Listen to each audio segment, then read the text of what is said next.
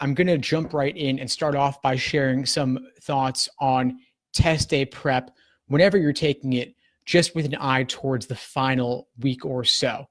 So I've got in mind here some notes to help guide me in this conversation, what I consider to be 7 of the biggest LSAT test day mistakes. And I've grouped them into 2 major categories. One is stress reduction, because test day stress and anxiety are huge factors in leading to what I consider to be test day score drops. And I want to help you avoid those as much as possible, of course. The other category is kind of silly stuff, careless mistakes, things that shouldn't get in the way, but often do. And it's kind of funny. Even if you know the content cold, even if your accuracy is solid, there are a couple of little things that can lead to one of those test day score drops, and I want to help you avoid those. So I'm going to jump right in. I'd say the biggest thing for those of you taking the LSAT this Saturday, coming up just a few days from now, is overemphasizing the importance of this particular test date. Too many people are registered just for the one LSAT ahead of them. So those of you taking March, you might be registered for this exam and this exam only. But what that does is it leads you to place far too much emphasis on the value of that particular LSAT score.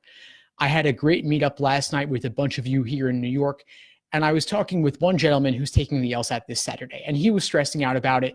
He knew the content well. He was actually scoring in the low 170s, and I was really proud to see that. But he was saying that anxiety and stress were eating him up.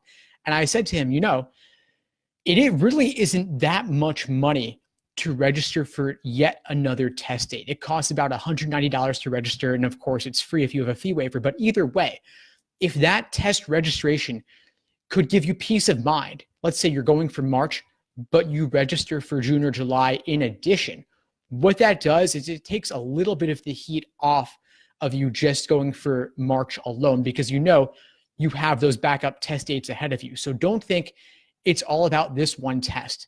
No, you can take it again in June or July and beyond if you need to. And if you can afford it, even just getting that registration taken care of now, having it booked, knowing that no matter what happens, you do have June and July ahead of you, will help you remember that it's not all about this one test.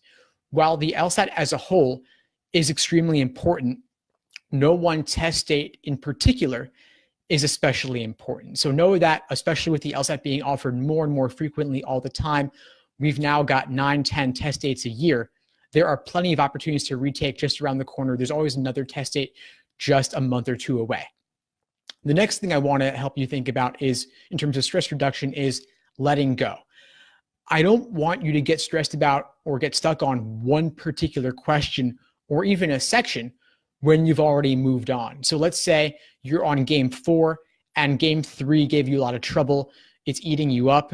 You want to be able to let go of what happened on game 3 and move on to game 4. And of course, that's easier said than done. But remember that you've bubbled in your answers. You flipped the page. It's not going to help you, of course, to think about what's going on with game 3 if you're not actively working on it. This is where mindfulness and focus come in. You want to train yourself to focus on the task at hand and let go of what came before. It's easier said than done.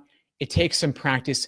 But even just now, with only a few days remaining, I want to encourage you to set aside even as little as 3 to 5 minutes a day, just focusing on your breath, focusing on the task at hand. Whenever your mind wanders, acknowledging it, admitting that it happened to yourself, because it's okay, it's natural. But the moment of recognition that your mind wandered, the moment when you bring it back, that's the same muscle memory. That's the same strength you can bring to task when it comes to letting go of a previous question and moving on to the following one. Which brings me to the third stress-related technique that I want to help you with to reduce your stress, is to avoid getting bogged down on tough questions.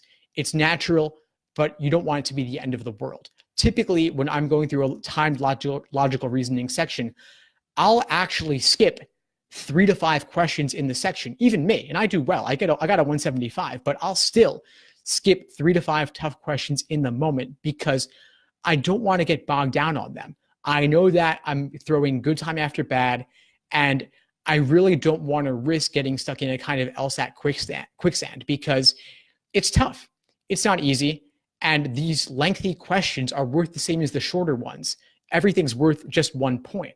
But if a question is taking up half the page, If it's an incredibly lengthy parallel question or principal application question or something on a difficult topic like philosophy or science where I know that I'm not likely to make a lot of headway in the moment, what I'll do is I'll flag it, I'll skip it, and hope to come back to it later. And by the time I get to the end of the section, I'll typically have 3 to 5 minutes remaining, and I'll be able to use that time to go back and handle the 3 to 5 questions that gave me the most trouble.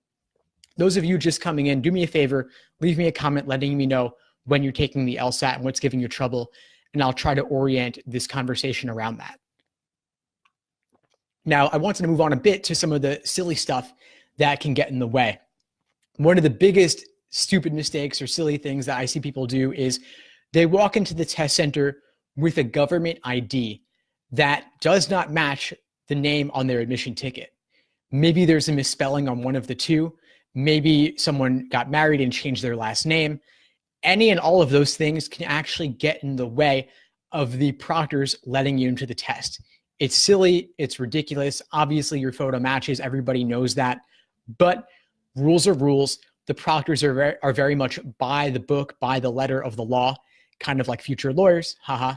And so what you want to do is you want to double check that now.